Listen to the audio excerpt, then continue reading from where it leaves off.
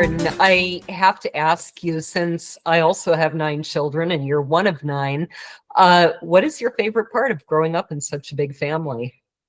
My favorite part of that is how we are today. We gather at least twice a year, Thanksgiving and around Mom's birthday. As a matter of fact, we're going out tomorrow to have a gathering, and all but one of the siblings and families will be there. Very nice. You will never hear an argument. You'll never hear fussing. All you hear is a bunch of raucous laughter. Doesn't matter what we're doing. Even if we're working, we would have family work days at Mom's house around her birthday. And we would be building things, fixing things, cementing things, and just laughing like crazy, just having fun, but getting it done. And it's just are, and it's always been that way. Even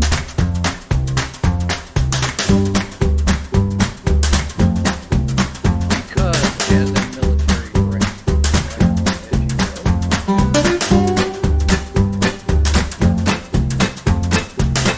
And how that led to this book. Yeah, so as I said, we gather at Thanksgiving, and we've done that every year for like 50 some odd years, ever since Dad and Mom Dad retired from the Army, and they put a place out, a double wide trailer out on Lake Murray in South Carolina, and that's where they live for the remainder of their lives.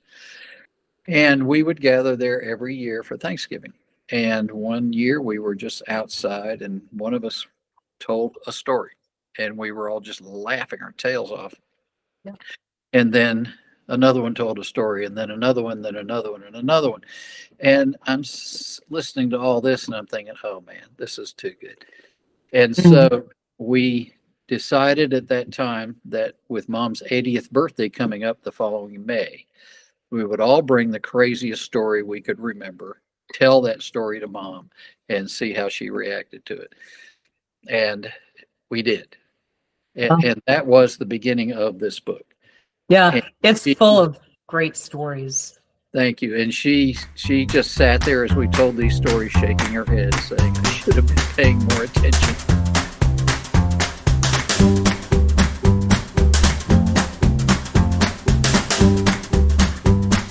About 3 times a day. Over about this big right now. Well, they have those things.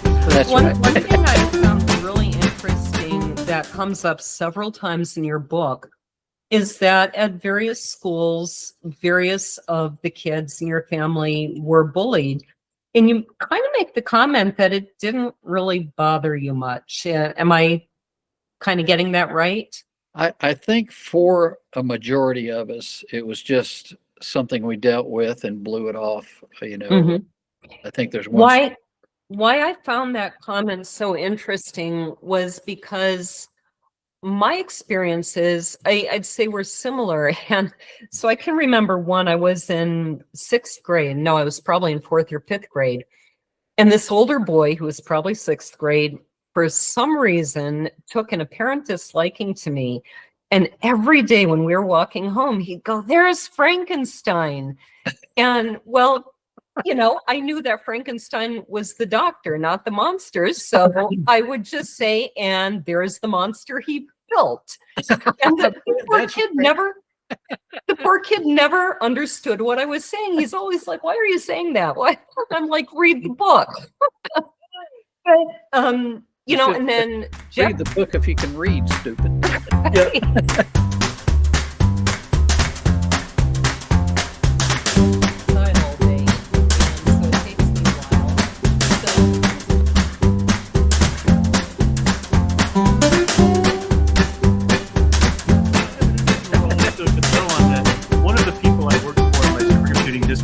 Dr. Steve Chen was originally from Taiwan, but we ate dinner at a restaurant once in Oregon when I worked for Sequent Computing Systems. He was the chief technology officer there, and the chef of this Chinese restaurant was the former personal chef to Chiang-Kai Shek.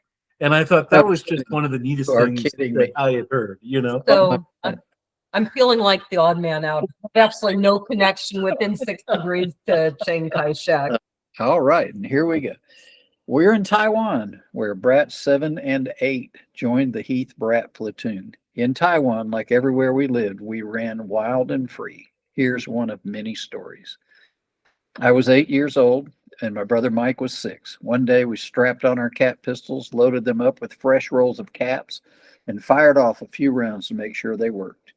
We holstered our pistols, climbed over the shard-topped wall, and dropped down into the tree grove on the other side.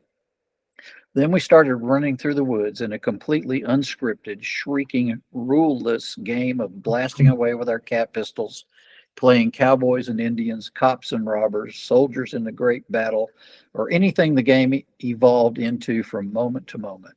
Our cap pistols were kapowing all over the place with little puffs of smoke curling up with each pop.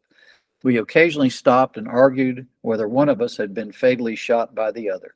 Nobody ever won those arguments. Even at that, we may have killed each other a few times, but we always managed to resurrect ourselves so that we could continue the mock bloodshed. I really don't know how long we ran around in that grove of fruit trees, but it doesn't seem that it was very long. Suddenly, we both stopped running. It wasn't just me and Mike in the thickly shaded tree grove. It was Mike, me, and a bunch of Chinese soldiers. And these guys had real guns. We stood there for what seemed like a very long time looking at the soldiers. They stood there looking at us and talking to one another. Two of the soldiers walked over to us and took our cap pistols, then herded us toward what seemed to be the center of the tree grove, prattling back and forth in their fast-paced language the whole way. There, on a porch in front of a thatched hut on a big chair, maybe it was throne, sat a bald man in a Chinese army uniform. I mean, the throne wasn't gold gilded or anything. It was just a big wooden, ornately carved chair. Mike and I stood there looking at the bald soldier in the chair. He was clearly the lead soldier. The men talked to the bald soldier, occasionally pointing at us and the cap pistols. Then the soldier took our cap pistols, handed them over to the throne soldier.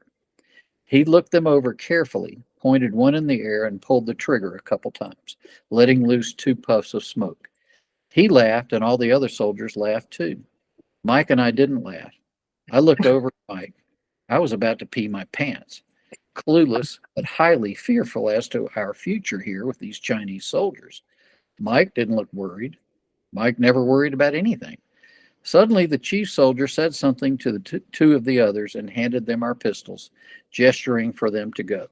These 2 soldiers took us through the tree grove and back to our wall. They gave us back our pistols, then disappeared back through the trees. We scampered over the wall and ran back to the house.